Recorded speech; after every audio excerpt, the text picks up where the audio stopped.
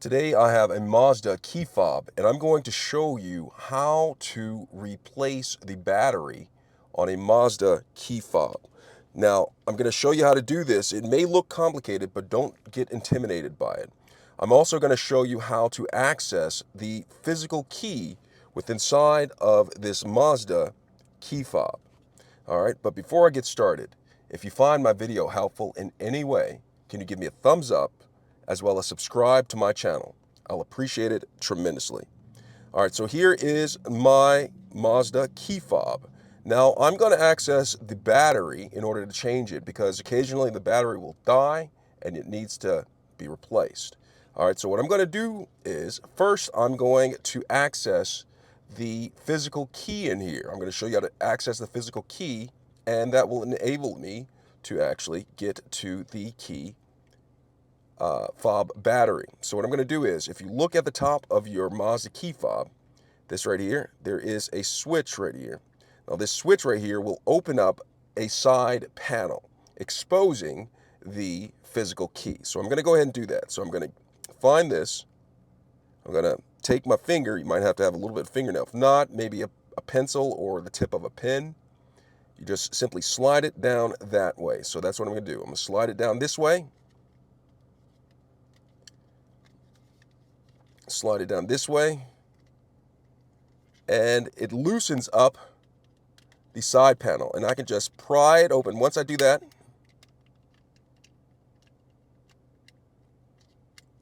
it's a little bit tricky. See if it'll do it right here. Which side is it? I think it was this side. Oh yeah, so it's this side right here. So the side opposite of the emblem opens up. So you pull this down that way and this pries open. So have that, set it someplace that you don't lose it. And there is the physical key right there. All right, so you could take the physical key out and you could use this right here for getting inside of the door if you need be. But I'm going to go ahead and place this back down in here for a second. So I'm going to place it in here. And remember how it goes, because there's a special place for this to go inside of here. And it locks in a place right here. Okay. Here is the mechanism that I was telling you about. That right there. All right, so now that it's in place, what I'm going to do now is I'm going to actually take the bottom of the open side right here. And there is a little bottom panel right here. And what I do with that is I just simply pry that off just like that. Again, sit that in a place where you don't lose it. And so once this is down, there is a notch right here on the other side of the key fob. Now, if you're strong like I am, you can bench press 95 pounds like I can. You can probably just take your finger and pull it that way. If not, you may have to get something to pry it open. Sometimes people use the tip of the key, but I would suggest something like a letter opener or something.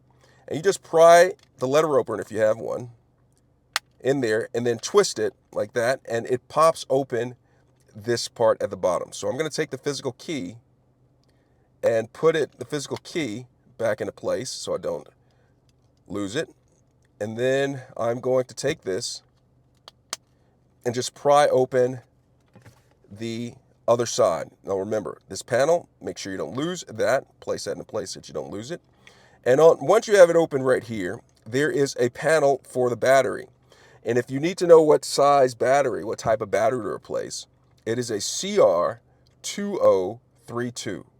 That is the type of battery that you need for the Mazda key fob battery. So now that I have this open, I'm going to look at this, and you can see right here, there's some slots in there. So if you have that letter opener, you can slide the slot in there and pry that open. And there's also one on the other side right here. You see that little slot down there? Or if you have a little bit of fingernail, you can come in and use your fingernail to pry it open. I'm going to go ahead and try it like that, and it popped open. Do you see what happened? So the top of this came off. Now it's important when you take this off not to lose this rubber gasket.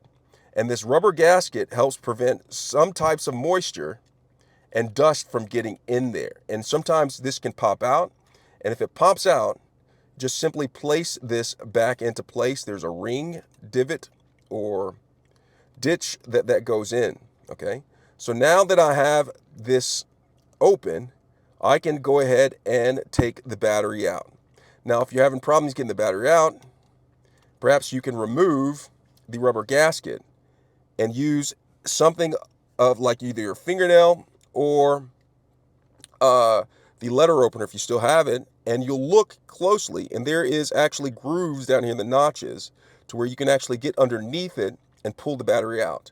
Not on this side right here. The top side right here, it is channeled in. So what I'm going to do is I'm going to take my finger, see if I can get in there, and I can't. So you might have to get something very thin that you can put in there. I use the back side of the cap right here.